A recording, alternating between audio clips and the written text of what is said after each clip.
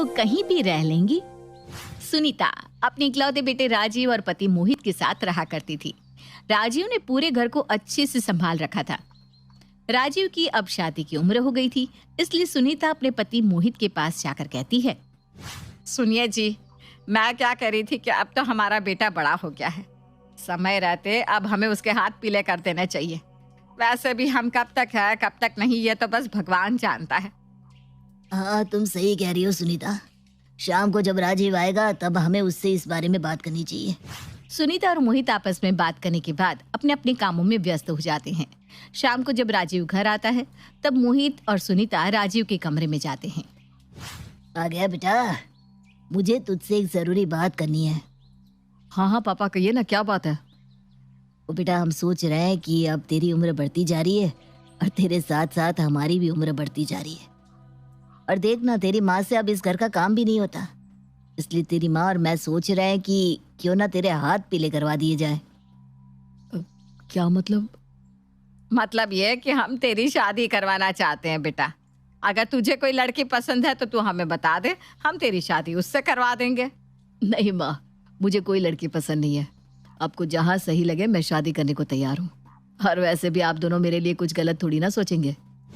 राजीव की बात सुनकर सुनीता और मोहित का गर्व से सीना चौड़ा हो जाता है। मोहित राजीव को गले से लगा लेता है। अब जैसे ही राजीव शादी की मंजूरी देता है, वैसे ही सुनीता भी जोर शोर से राजीव के लिए रिश्ते देखना शुरू कर देती है।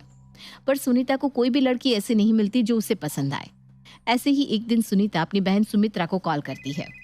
हेलो सुमित्रा, कैसी है तू? मैं तो भली चंगी हूँ जीजी, आप बताओ कैसी हो? बड़े दिन बाद याद किया, लगता है कोई काम है तभी मेरी जीजी ने मुझे याद किया है। बात तो बिल्कुल सही कही तूने सुमित्रा। खैर, इन सबको छोड़ और मेरी बात ध्यान से सुन। मेरे राजीव के लिए एक अच्छी सी लड़की ढूंढ जो मेरे घर को जोड़ कर रखे। अच्छा, तो यही काम है?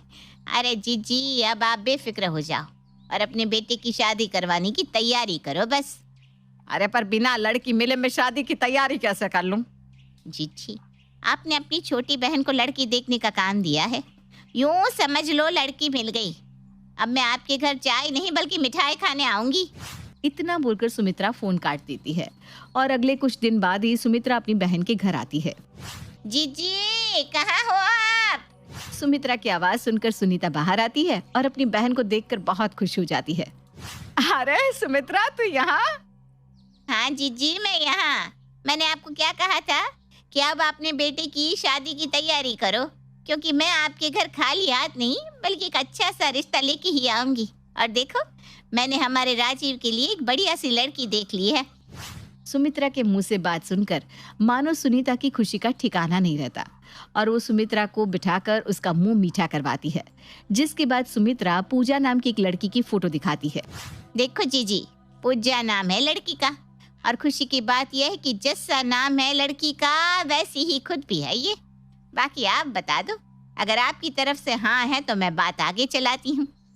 हाँ हाँ, क्यों नहीं। एक बार मैं तेरे जीजा और राजीव को भी तो फोटो दिखा दूं।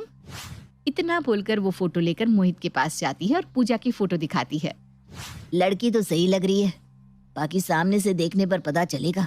सुमित्रा से कह दो कि हम कल ही लड़की देखने जाएंगे। मोहित की बात सुनकर सुमित्रा को अगले दिन की डेट दे देती है और अगले दिन सुमित्रा, सुनीता, मोहित और राजीव सभी लोग पूजा के घर जाते हैं। पूजा के घर उनकी काफी खातिरदारी होती है। बहन जी, खातिरदारी तो बहुत हो गई। अब एक बार आप हमें हमारी होने वाली बहू के दीदार करवा देती तो ज्यादा अच्छा होता। हाँ हाँ बहन जी, कैसी बात कर रही हैं आप? मैं अभी अपनी फूल जैसी बच्ची को लाती हूँ। पूजा की माँ अब पूजा के कमरे में जाती है और साड़ी में पूजा अपनी नजरें झुकाए हाथ में चाय की ट्रे लिए सबके सामने आती है। पूजा की मासूमियत और उसकी खूबसूरती देख सुनीता और मोहित को पूजा पहली नजर में ही पसंद आ जाती है। जीजी, कहा था ना मैंने, लड़की का जैसा नाम है वैसी ही लड़की है।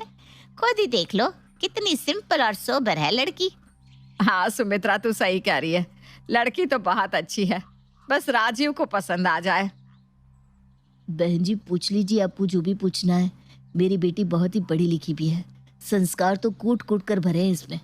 हमारी बच्ची गाय है गाय, ये आपके घर को घर नहीं बल्कि मंदिर बनाकर रखेगी। ये तो बहुत अच्छी बात है भाई साहब। वैसे हमें भी ऐसी ही लड़की चाहिए जो हमारे घर को जोड़ कर रखे। हाँ भाई साहब, और वैसे भी हमारी और आपकी पसंद से तो शादी होने से रही, इसलिए बच्चों को अकेले में बातचीत करने के लिए कुछ देर छोड़ देना चाहिए। हाँ हाँ, क्यों नहीं।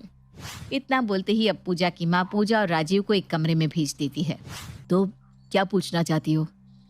अब क्या पूछूं, सब कुछ बायोडेटा में था ही। वैसे आपको अपने पार्टनर से क्या चाहिए? देखिए, मुझे आपसे ज़्यादा कुछ नहीं चाहिए। मैं अपने पेरेंट्स का इकलौता लड़का हूँ। बस आप मेरे साथ साथ मेरे पेरेंट्स का ख्याल रखना। रखेंगी ना?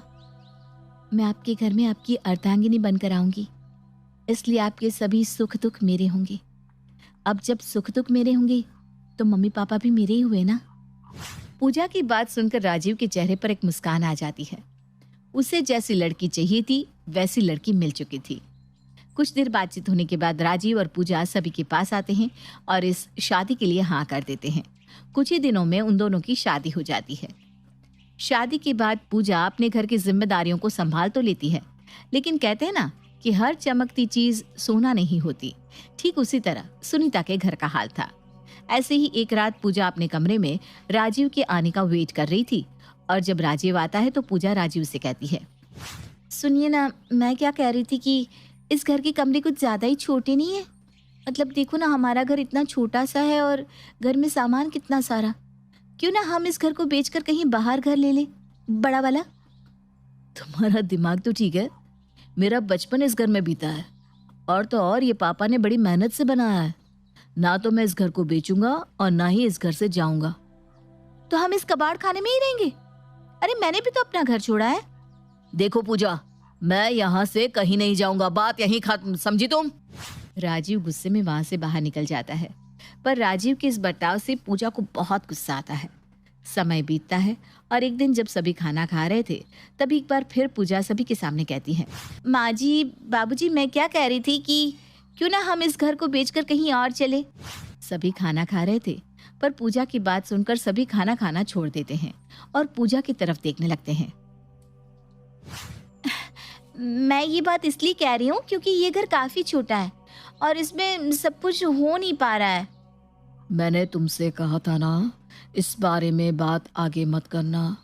तुम मेरी बात सुनती क्यों नहीं हो? अरे इस पे चिल्लाने वाली बात क्या होगी? मैं तो हम सबका सोचकर ही कुछ कह रही हूँ ना।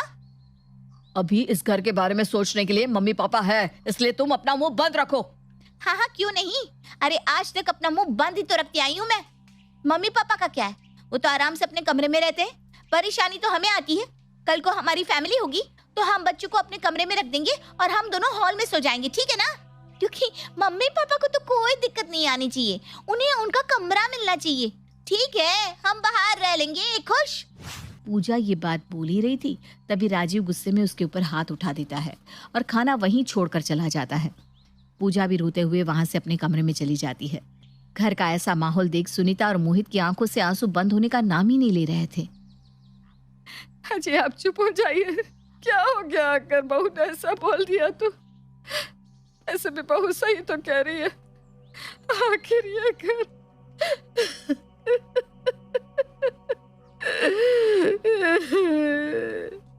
चुप हो जाओ सुनीता, चुप हो जाओ। सुनीता और मोहित भी अपने कमरे में चले जाते हैं और अगले दिन वो दोनों राजीव के पास आते हैं और उसे समझाते हुए कहते हैं, राजीव, तो बहू के साथ वहाँ चला जा जहाँ बहू कह रही है, और वो सही ही तो कह रही है। घर सच में बहुत छोटा है। बहू बड़े घर से है, वो इतने दिन यहाँ रही, यही बहुत बड़ी बात है, पर अब शायद वो एडजस्ट नहीं कर पा रही है। पापा ये आप क्या कह रहे हैं? मैं आप लोगों को छोड़कर उसके साथ कैसे जा सकता हूँ?